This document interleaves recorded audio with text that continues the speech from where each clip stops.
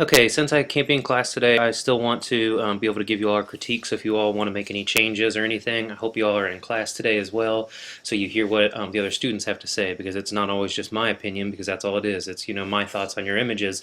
I hope you all are seeing what everyone else is doing and also hearing what they have to say about your photos. So I'm just going to go through everybody's. I'll try to go kind of quick, so I'm not wasting a bunch of time.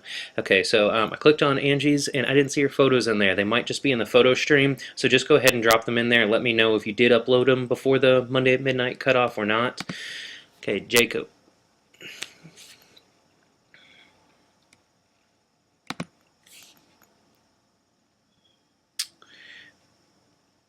Alright, so it looks like we're starting here. Yeah, good job getting the motion in here. I assume you probably had it on a solid surface, so all those are um, sharp there. I think maybe you could have let the shutter go a little bit longer so those lines kind of connected.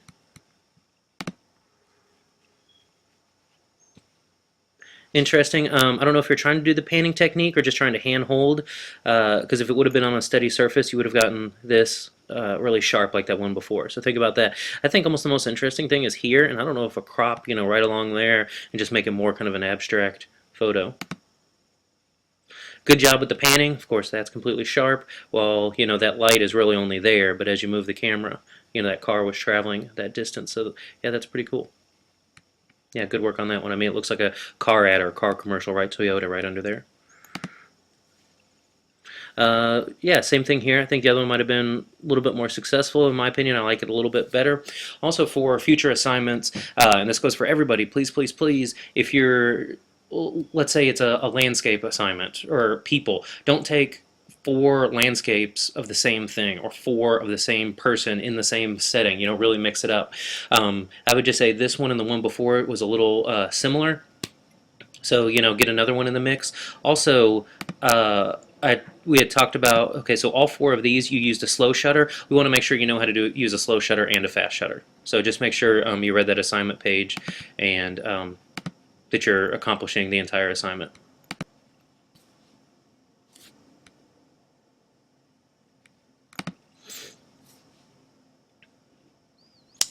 Nice with the panning technique. It gives a little bit more interest to the photo. That I guess, looks like he's walking to the lake to go fishing, and that, I mean, really, really sharp right there. Of course, his head is going straight across. That's easy. His arms, of course, are going across and back and forth, and the same with the legs. So they're not going to be.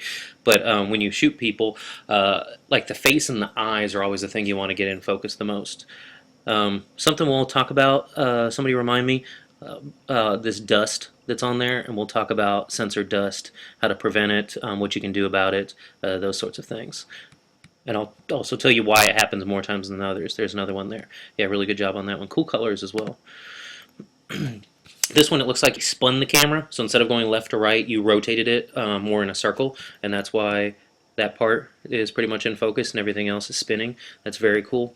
Another technique you can do with it is on an object, zoom in or zoom out while the shutter is open, and you get these cool kind of streaks of light from the center. Nice. So he, of course, would have been still while the longer shutter, you can see it was taken at 0.7 of a second, so almost a full second long.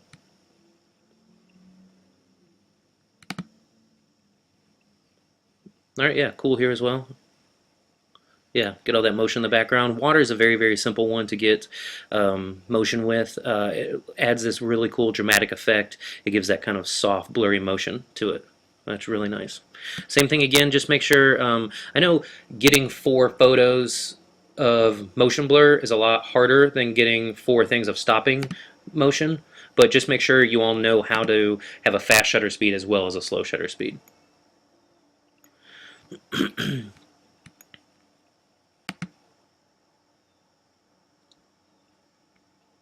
Alright, so let's see. So this was 200th of a second, so I assume you're driving down the road and got the fast shutter speed, so you stopped action here. I like this reflection. That's almost one of the most interesting things there, and the expression on the guy's face is almost priceless. All right, a little bit slower shutter speed here, I assume. Yeah, 1/6 of a second. So you get that little bit of blur of him putting the cheeseburger on the plate there, but fast enough that he's not moving that much, so he's not all in blur. It's just really with the hands. All right, and then this one, 2,000th of a second. So yeah, you're stopping the motion there. I would just say a small thing. We really almost care more about what's going on here than back here. So think about backgrounds. In this Thursday, we're going to talk about depth of field and how to blur those backgrounds out. So maybe after this weekend, or after this week on Thursday, you'll know how to do that, and then maybe possibly make a better photo there.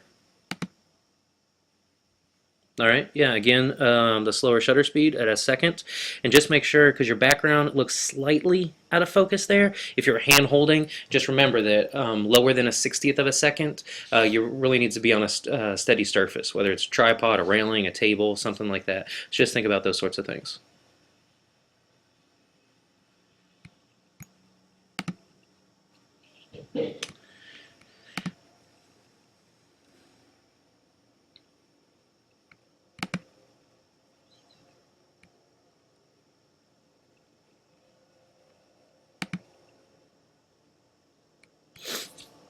Yeah, perfect example of it. Getting that motion. Something I've done before, like in a mall setting that I thought was really cool. When you get on the elevator, oh, are you like Dragon Con or something? People dressed up. That's kind of funny. That adds more story to it as well. But like I got on an elevator or an escalator and put my camera just on one of the platforms of the escalator behind somebody and then pushed the shutter and it was open for a second or two. So of course their legs are completely solid, but then you get these cool effects of the light and stuff coming through the sides here. So just a thought, you could probably do the same thing, on an elevator or something like that where you can see movement. But yeah, good job on this one. Yeah, same thing here. You get all that motion, you know, yeah, once you learn this trick, you can apply it in so many different places and things. I think the only thing I kind of don't like about this image is this kind of dead space up here, but there's no real way, once we learn how to crop, to really crop it out, because you'd lose all these people here if you went this way, or you'd lose all these people if you cropped along the top there. It's a small thing, and maybe it is just moving the camera slightly to the left and get more of these escalators than anything else. But yeah, good job on those. All right, I assume you're, yeah, well, 40th of a second, but still it was enough to stop any of the action in here. And the higher your f-stop number is, and we're going to learn about f-stop and apertures on Thursday because that has to do with depth of field, the higher that number, the more likely you are to get this starburst effect from lights, from the sun, from the moon, from anything. So yeah, good job there. And also the fact that, everybody, even though their back is to the sun, nobody's really in silhouette, which can be kind of a difficult thing as well. Cool sun flare there. And it's just random, you see these people intermixed with everybody else.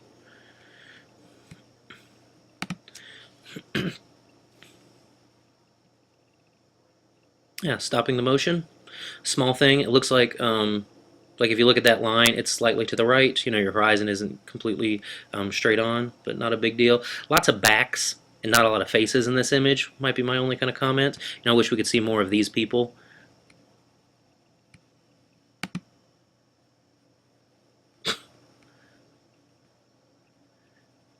Yeah, and that one, had you have been a little bit faster shutter speed, you would have gotten that DeLorean or the Back to the Future car, I guess, without any motion blur, which might have been cool. But yeah, getting her in the frame is really nice. I wish that guy maybe wasn't there. Maybe if we crop over when we learn how to crop, but it's cool just getting everyone's expression of the car going by. So yeah, good job on that one. A lot of photography. All it is luck, being in the right place at the right time. If you would have been there 5 minutes later, you wouldn't have seen that or got that photo.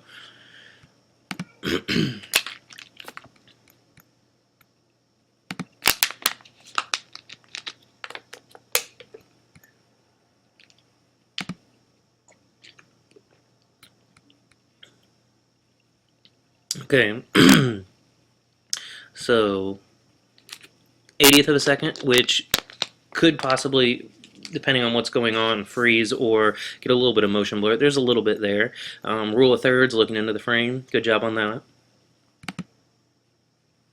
Okay, so here we've got a 15th of a second, so you were trying to get more of the motion blur, and that was successful. Good expression on their faces. And then more motion blur. The only thing with this one, I don't know if we like seeing a blurry background and blurry people. I think we need to kind of pick one or the other. You know, do the panning technique where they're in focus and the background's out, or kind of vice versa, like on the previous image. All right, and this one's kind of a funky abstract, almost like ghost-like image. Yeah, almost a full second there. The only thing with your assignment here, like I mentioned with Jacob's photos, try to do 4 almost different photos. They don't have to be entirely different, but don't turn, you know, like this assignment, it's 4 of them almost doing the exact same kind of actions. So think about that and maybe, you know, replace a couple for the final turn-in date.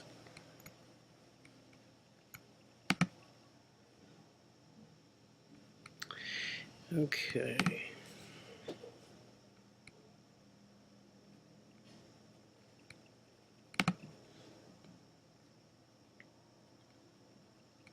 All right, and that looks like a, yeah, slower shutter speed that he's in focus, and of course the ball's out.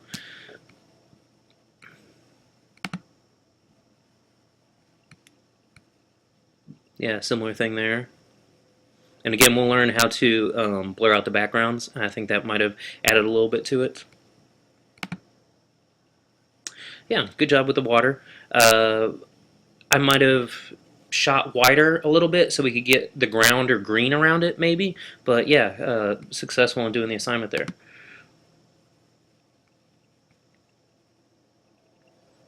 Okay, and I mean, it looks like they're sharp and she's running, so that's your motion there. It does look like, however, you use your flash, and try not to use your flash quite yet. We're just not there yet. The flash will, however, even if they were rocking on this swing and it's a slow shutter speed, that flash is going to make them solid and not have any movement to it. And you can also tell how much brighter they are because the flash hit them than your subject in the background. Yeah, like where you're going with this, and you know, a little thing, once we learn how to crop, I'd probably crop this bar out here because I don't think we need that one. Yeah, good. Yeah, so 1/10 of a second, you got the motion blur there. It looks like you're trying to maybe pan with her. The entire background is out of focus, but she's in focus. Also remember on the assignment sheet that we really don't want a bunch of photos taken on campus if possible, just so we're not looking at the exact same things over and over and over again. Don't worry about it for this one, but for the future, when it says no photos on campus, you know, please don't take them on campus.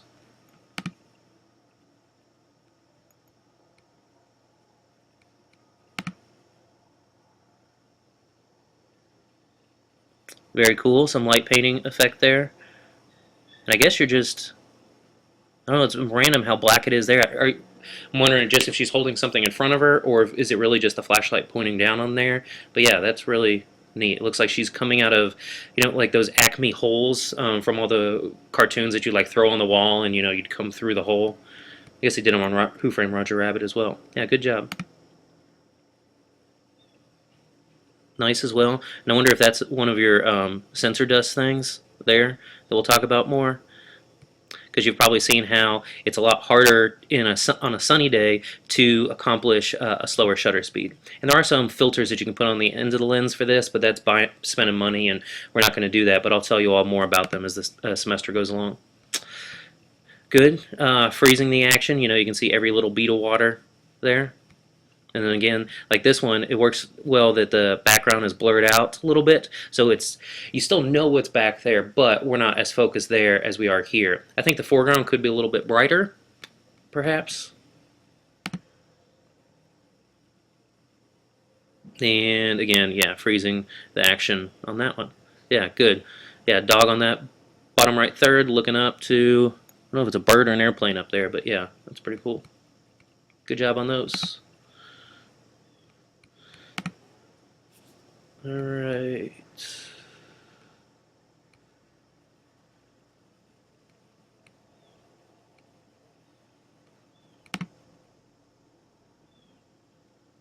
So yeah, it looks like the person might be spinning the flower on that, so that's pretty cool. Wish their hands were slightly sharper and maybe, I don't know, maybe a little bit brighter, because it almost seems like this is like a really happy flower, but everything else has a different mood to it. Maybe that's what you were trying to do. But yeah, interesting way of doing that. Okay, so yeah, here's some light painting. So of course the light here is illuminating the face, and then it looks like you might have done it in different places with